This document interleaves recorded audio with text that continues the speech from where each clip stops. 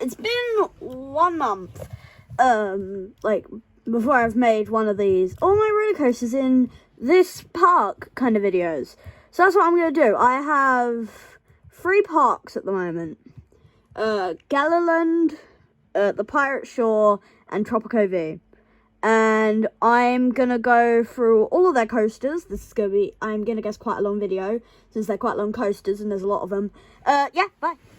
God of the Sun. This is in Galaland, and it's currently on a negative of $3,000. This is because I believe I spent a lot of money on it, and its running costs are a lot higher than what it earns, which isn't good, so I'm probably going to have to remove this ride at some point. Skip the lift hill, of course, because you don't want to see that.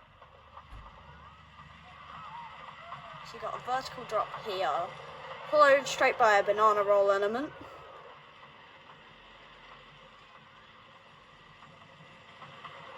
Up and down from that, you've got just kind of, I guess, some kind of weird airtime hill moment thing. I don't know how to describe it. It's also kind of a turn into a more outback section of the ride. I named it the God of the Sun, but a bit after I made this ride, I made this little area, which is like some kind of dock area, which doesn't really fit next to this ride. Oh yeah, you're on your side here, like 90 degrees on your side. It doesn't really fit in this kind of area, but whatever, I guess.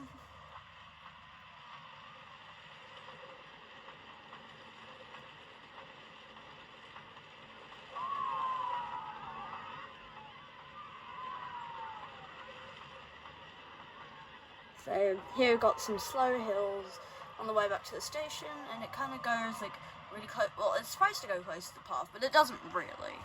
I noticed that after, because I needed to have it go a bit upwards.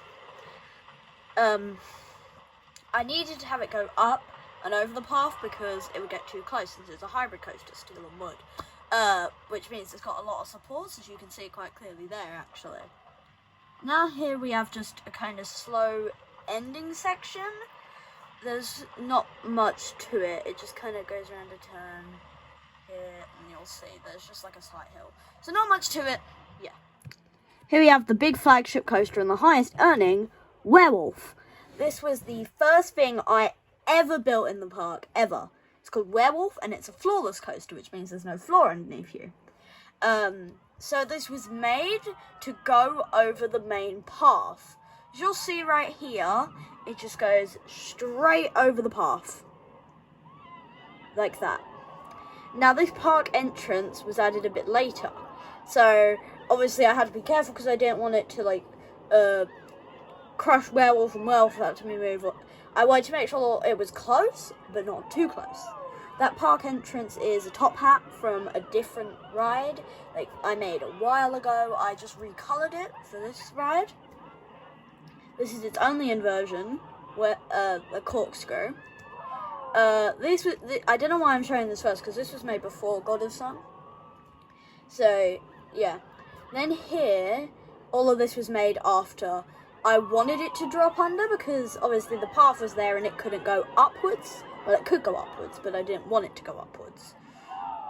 So I dropped it into a tunnel underneath the path, which worked, but I had to bring it back to the station from there because it didn't have much muster left. So I can't show you the beginning bit for this because it's quite a short ride. So far all the other rides have been like a minute long, but this isn't. This is 266 feet. Or foot, however you want to pronounce it. And it is a launch coaster. I'll show you.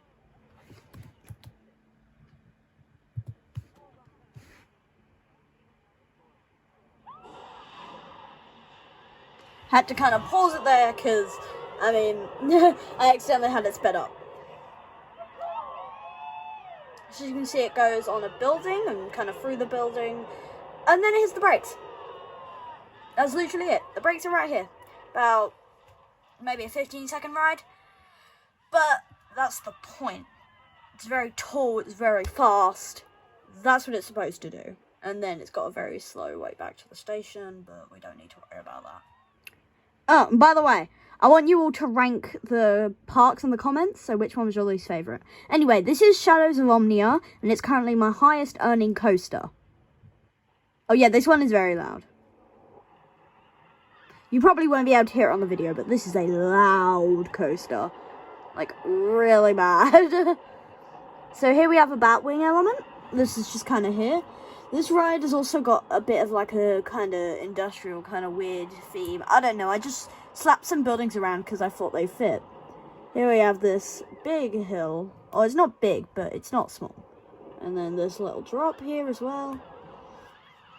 Go around this corner.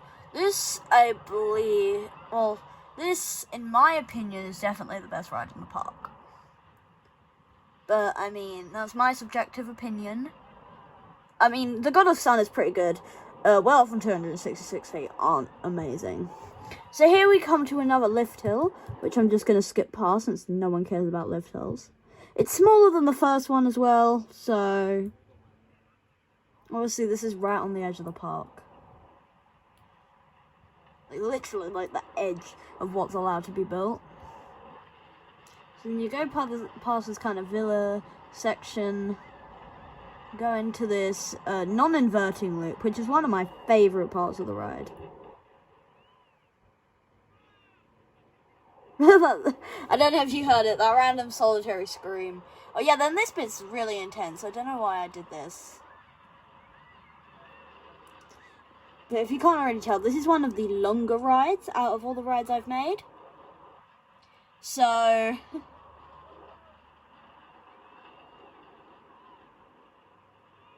here, this also counts as more just back to the station. There's nothing interesting. Next up is the Pirate Shore. You're probably seeing that giant coaster. This, I believe, I'll just count quickly. This has 5 coasters. So, I believe, yeah. So, Galalund, I think I wrote it, has 4 coasters. Tropico V has 3 coasters. Or 4 if you want to include the log flume, but I'm not going to. And the Pirate Shore has 5. So we're going to start with Super Sonic, which is very, very similar to Werewolf. Well, it isn't similar, but it's the exact same coaster. It's the same coaster type. And here's Super Sonic. So, it takes a little while to drop. So, it's, I guess, more of a vertical drop. I guess it can be considered a vertical drop. So, I don't know what I was thinking with the colours of this ride. It looks like candy floss. It gets very close to another coaster here. I built this ride because I realised at the time the park had 5 coasters. Because this replaced one of the coasters. There used to be a ride here named Terra, but that has been removed and replaced with Super Sonic. At the time, I realised, wait, I have 5 coasters here. And Terra, which was the one that was originally here, doesn't invert. The Family Coaster doesn't invert, obviously. The Hyper Coaster doesn't invert. The only one that inverts is the Poseidon doesn't invert. And Bakasaru, which is the pink one over there, is the only one that goes upside down. I realised I've been using the word invert a lot. It means go upside down. So I made Super Sonic because I realised I needed more coasters that invert. Here you just go back to the station. Next up is Garden Life, which we're going to record and time-lapse, because this ride has 2 laps. It's a family coaster, a very tall family coaster at that. I shouldn't have made it so tall. So one of my biggest problems with this ride is I made it way too tall. So all the rides here either have to be smaller than the literal family coaster over in the corner, or be stupidly tall. There's no in between, annoyingly. And if it's the same height, it's still the same height as that one dumb family coaster. So, like, either I need to remove this or build coasters to a certain height, but that'll make everything really tall. It's just in a weird spot. I don't know why this ride's so tall. As you can see, it's very short. That's why it has 2 laps.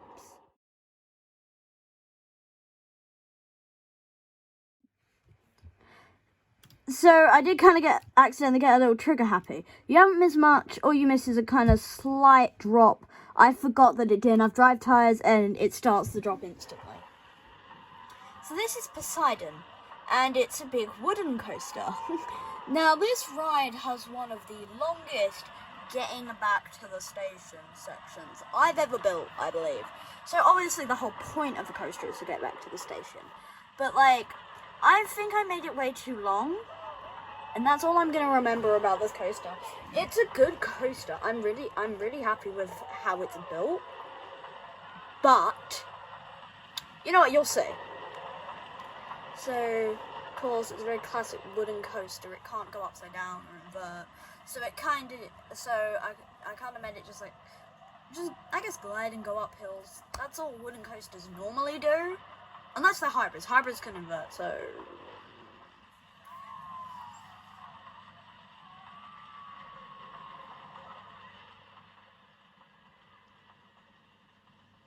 So, I don't have much to say about this coaster, except we're coming up to that giant section.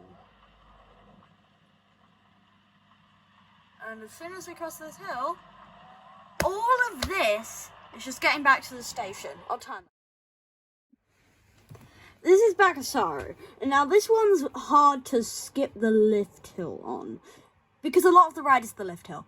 So you go up backwards vertically, like this, and then you drop down.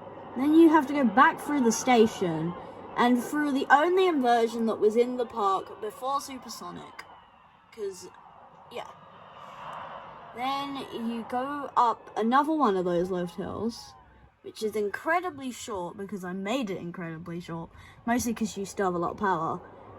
And then you do the same thing backwards. This is the concept of a boomerang, except this is the giant inverted version. Boomerangs are basically this, except you're on top of the track instead of underneath. So then you just go back up here and drop back down and stop. Finally, Pirate Z. This is a massive coaster, as you'll see. It's like a whole giant corner of the park. And it's next to two rides. This is Pirate Z. It's next to Pirate Y and Pirate X, which are both flat rides. But they're also quite intense rides. And I thought I needed a big ride to round out the trio. And so I made this massive thing.